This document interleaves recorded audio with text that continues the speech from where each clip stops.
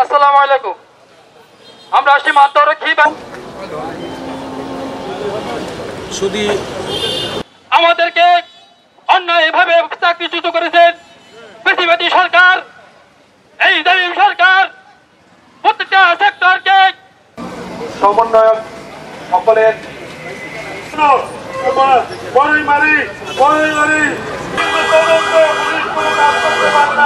সেনাবাহিনীর কারণে এই কাজ করিয়াছিল, কিন্তু আজ আমরা আমাদের বহাল করতে পারি।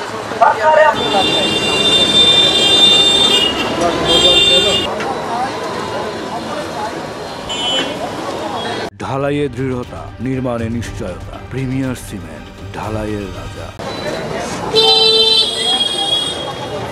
যারা ছিল তাদের বিচার চাই আমরা।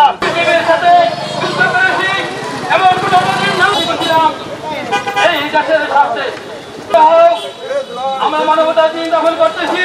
যারা বর্তমানে এখনো জেল হাজতে আছেন, অতি সরকার, এই সরকার আমাদের সরকার, এই সরকারের যারা উদ্দেশ্য আছেন তাদের আমরা হত্যাযোগ্য হয়েছিল। তার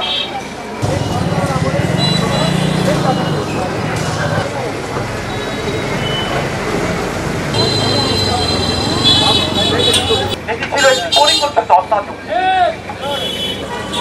এবং এই প্রধানমন্ত্রী